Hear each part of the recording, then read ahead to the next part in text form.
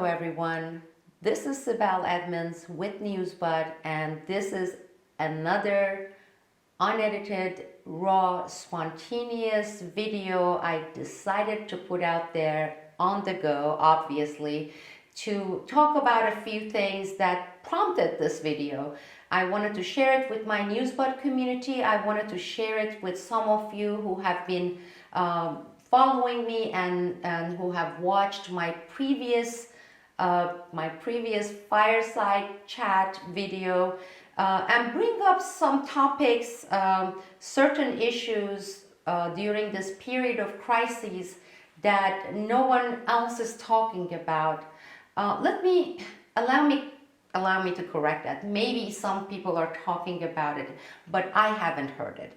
So if some of you know about other outlets, sources who are talking about these issues, please send me the link via Twitter or Newsbud. I appreciate it because it would make me feel so much better hearing from people who emphasize these important issues.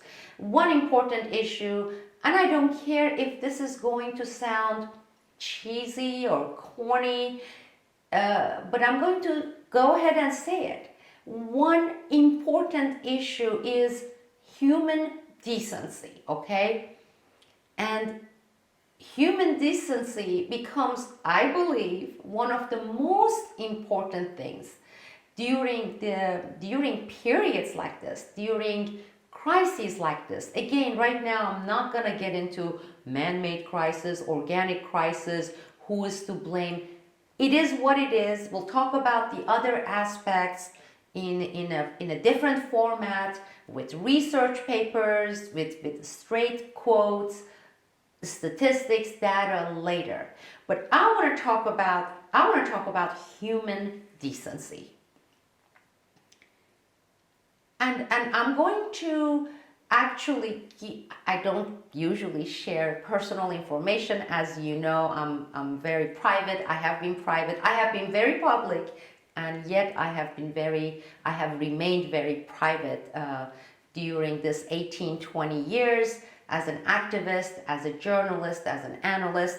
But I am going to share an experience here, personal experience, because maybe it will help you understand better. Maybe there are other people who should be talking about this, who have had similar experiences. But here it is, okay? My daughter, she's from Vietnam. She's Asian. And people started in the last few days putting out this disinformation, misinformation that the cause of coronavirus cases in Turkey are because of the Chinese, that is Chinese people who are spreading this virus. And here we are in a very homogeneous environment. It's not like the United States. I haven't come across any African Americans here in Fethiye, very few, even in Istanbul. And for Asian people, usually they lump them all together. I mean, they don't distinguish between Japanese, Chinese, Thai, Vietnamese. But let's go back to my experience. What happened was, in my daughter's school, other kids, and she's only 11, started saying, oh my God, you're a walking coronavirus, you're Chinese people give coronavirus. And she came back home in tears. She was crying, and I had to sit down and talk with her, tell her that, okay, it's due to ignorance, and truly it is due to ignorance, but adults are doing this. I'm seeing it within the social media. I'm seeing it in the supermarkets. Adults, during this hysteria, during this panic, they are engaged in behavior that they were not engaged previously. During these types of crises, human decency, being considerate, becomes even more important than normal times. And it's so important for us to maintain our decency during these tough periods. In fact, I would say we need to up it more. You know, if you're in a supermarket and you see that last toilet paper roll, take a deep breath and give it to the person who's shoving and pushing you and say, here it is. I'll take my chance. I have a few more in the house. Yours. Instead of pushing and shoving and calling people names.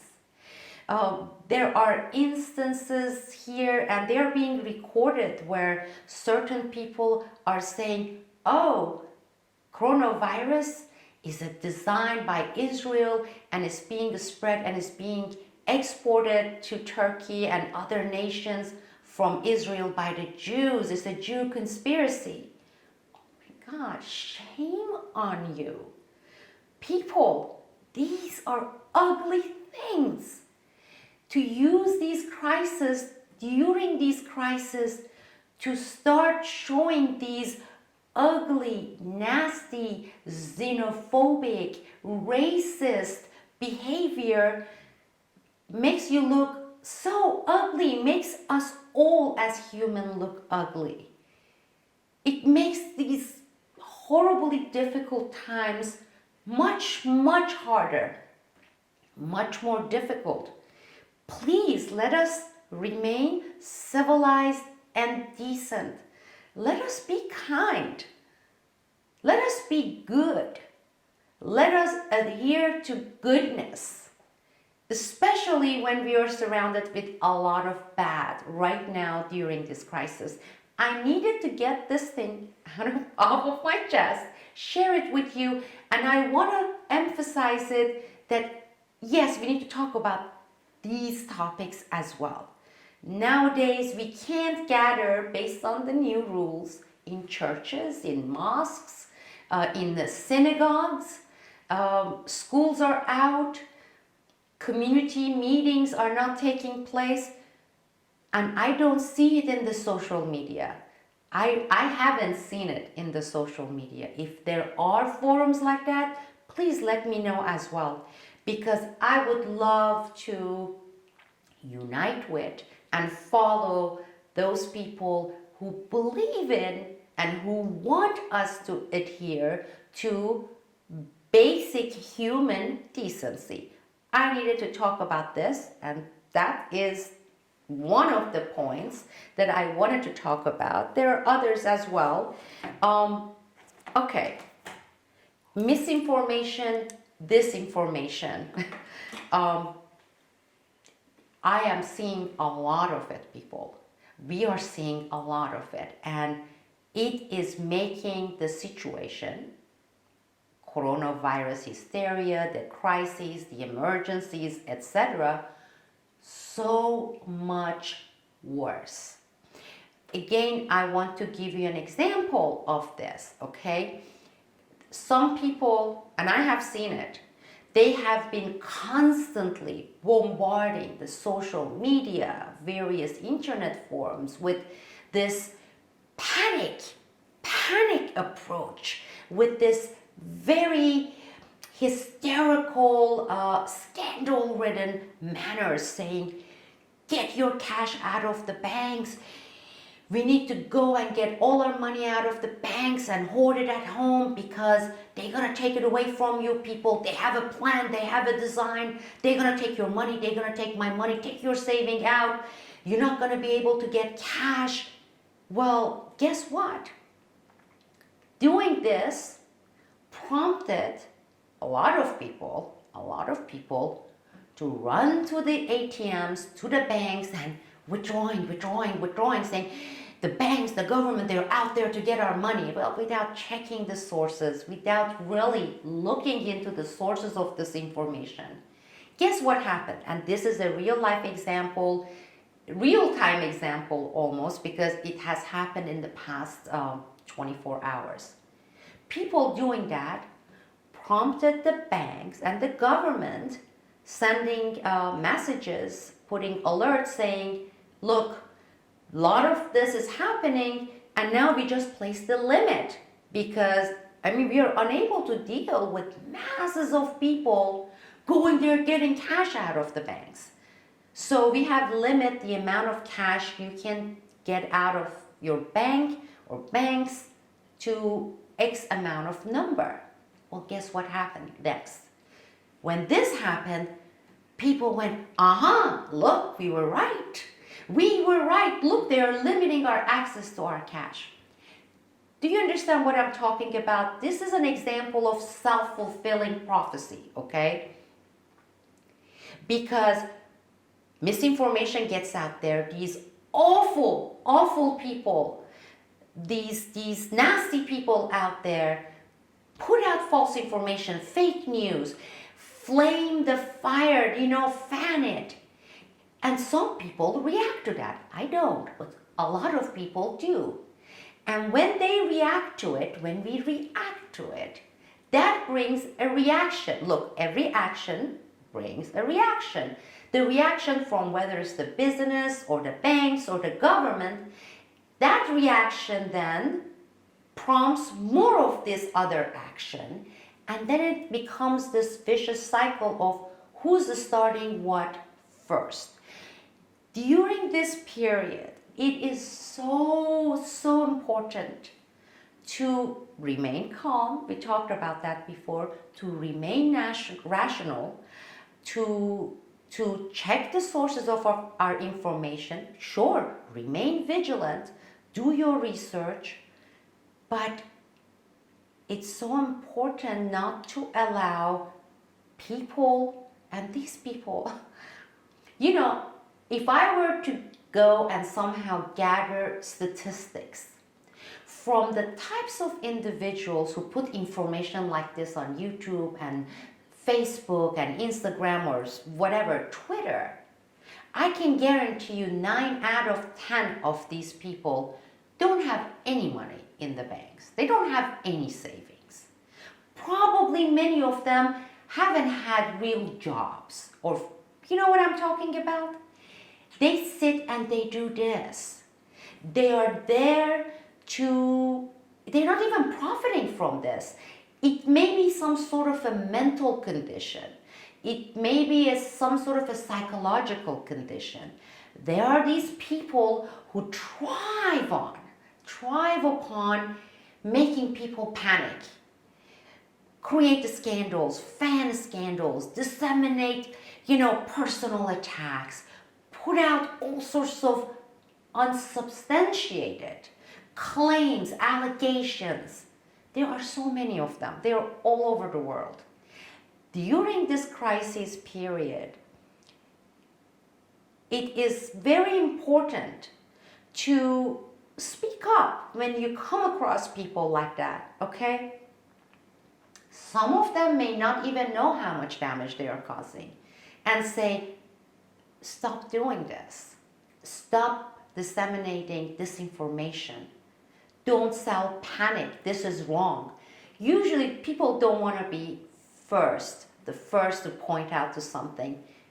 I'm going to do it. I have been doing it. Start doing it. You're going to see other people saying, that's right. You're causing more panic. You're causing more hysteria by putting out these types of information. They're not even facts. They may be some theories. I'm not saying they are all balonies. No, I'm saying they are not substantiated. There are too many theories out there. I can sit down, write a legit looking article or make a video and say, you know what? You know who's doing this to you? It is XYZ Corporation. And they have a plan. They have a plan. They want to starve you to death. And they want to take away your sperm and your eggs, If you listen to them, you're going to lose your sperm. And I can tell you this much. You will see billions of guys out there with guns, with their baseball bats. They say, somebody is sabotaging my sperm. Unfortunately, the psychology of masses operate this way. It is our job to police ourselves and say, let's check the facts.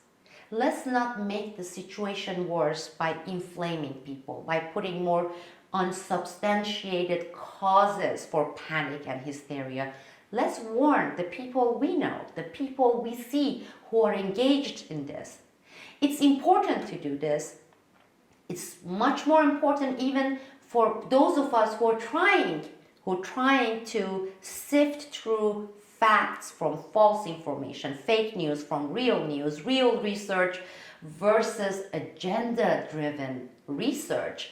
Because you know what? If we don't do it, people, and if we don't speak up and stop these people, especially during these highly critical times, then we are going to sit back and let either the government or Twitter corporations with their own intelligence connected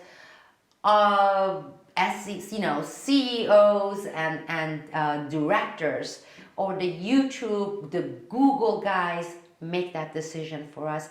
And they, on the other hand, may misuse this. And they may end up eliminating those fake news sites, those fake sources, those really inflammatory, bad, disastrous information sources, together with good people, the real citizen journalists, the real researchers, people who adhere to facts, people who have been around for a long time. Don't give them that excuse. We should police ourselves. Number one, we should start with ourselves and say, check, double check, triple check before you put information and say, this is what's happening. Please. Information is spread. One more example for you. Somebody put out this fake news in India, and they said something like, oh, it is spreading from all sorts of poultry farms and chicken. A bunch of, again, ignorance, unknowing, gullible farmers went there and they butchered hundreds of thousands of their chicken, only to find out later that it was false. It was made up information.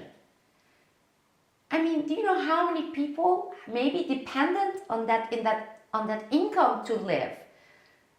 And do you see the damage is being caused by putting out bad, false rumor information? Please, let's police ourselves and don't do it, okay? That's number one. Number two, let's be vigilant and blow the whistle, okay? Raise the red flag and publicly ask others to, I know we have freedom of speech, but this is not about freedom of speech. This carries malice. This is bad intention. And we see the consequences. We see the intentions, okay? Tell them, stop, shame on you. This is wrong. Where is the proof for what you're claiming? Show us the proof, okay? Let us do that instead of saying, oh, we want to wait for the government to do this. We want to wait for the questionable mega corporations to do it for us, please. The other point I was going to bring up here, I don't want to make it really too long. I have a bunch of things to do. Like many of you, my kid is out of school as well. And no, we haven't been hoarding lots of toilet paper. We haven't been doing that. I have been doing a lot of research to be able to come before you and present to you 100% factual information analysis and say, okay, I have something to share. Here are my sources. I haven't been able to gather that yet. So I have refrained from putting out all sorts of wild theories and say, Bill Gates is there to screw you. Soros is doing this. This is coming from Israel. This is coming from China. It's a China conspiracy. Let's stay out of this. I emphasize the importance of checking our sources. It's very important. It's very, very important. I want to end this video, this spontaneous video. I don't even know. I don't have my watch. I don't have my cell phone here, so I don't know how many minutes I've been talking. As you can tell, I have been emotional about this. I want us to be the best we can. I want us to adhere to human decency, and I think we can. We are capable of doing that, and we should. And maybe sometimes we need the reminders, here and there, to say, Okay, let's be nicer, people. Let's be nicer. Let's be good human. But I want to end this video by a clip. It's a 3-4 minutes clip from former Congressman Ron Paul. I say sources are important. He put this very rational, very logical statements, the advice, the warnings, okay? Not only as a former congressman who has been in that political world as a decision maker, as a representative for more than 2 decades, but also as a scientist, as a medical doctor. So he's someone I respect. He's a source I know. He has been there in Congress among all the other politicians who are not really the representatives of the people, who has been out there, but who's also a scientist, a medical doctor. When he talks, I listen. That's the kind of a source I want you to think of when you're going and immediately reaching out to some questionable people and sources and websites. As I said, these people, a lot of them, they are off, okay? They have no credentials, even as the type of life they have led, to be in a position to come out and give you advice to what to do with your saving, or what kind of a thing you should drink and gobble up in order to get immune towards coronavirus. Don't go to those sites. Don't look at those people. But here it is, former congressman, a medical doctor, Ron Paul, saying it so very straightforwardly, eloquently, rationally, logically, and warning us, warning all of us. Hello, everybody, and thank you for tuning in to the weekly report. The coronavirus hoax. Governments love crises because when the people are fearful, they are more willing to give up freedoms for promises that the government will take care of them. After 9/11, for example, Americans accepted the near total destruction of their civil liberties in the Patriot Act's hollow promises of security. It is ironic to see the same Democrats who tried to impeach President Trump last month for abuse of power, demanding that the administration grab more power and authority in the name of fighting a virus that thus far has killed less than 100 Americans. Declaring a pandemic emergency on Friday, President Trump now claims the power to quarantine individuals suspected of being infected by the virus, and as Politico writes, stop and seize any plane, train, or automobile to stymie the spread of contagious disease. He can even call out the military to cordon off a U.S. city or state. State and local authoritarians love panic as well. The mayor of Champaign, Illinois, signed an executive order declaring the power to ban the sale of guns and alcohol and cut off gas, water, or electricity to any citizen. The governor of Ohio just essentially closed his entire state. The chief fearmonger of the Trump administration is, without a doubt, Anthony Fauci, head of the National Institute of Allergy and Infectious Diseases at the National Institute of Health. Fauci is all over the media, serving up outright falsehoods to stir up even more panic. He testified to Congress that the death rate for the coronavirus is 10 times that of the seasonal flu, a claim without any scientific basis. On Face the Nation, Fauci did his best to further damage an already tanking economy by stating, right now, personally, myself, I wouldn't go to a restaurant. He has pushed for closing the entire country down for 14 days. Over what? A virus that has thus far killed just over 5,000 worldwide and less than 100 in the United States.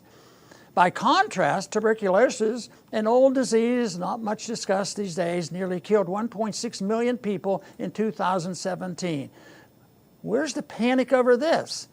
If anything, What people like Fauci and others fearmongers are demanding will likely make the disease worse.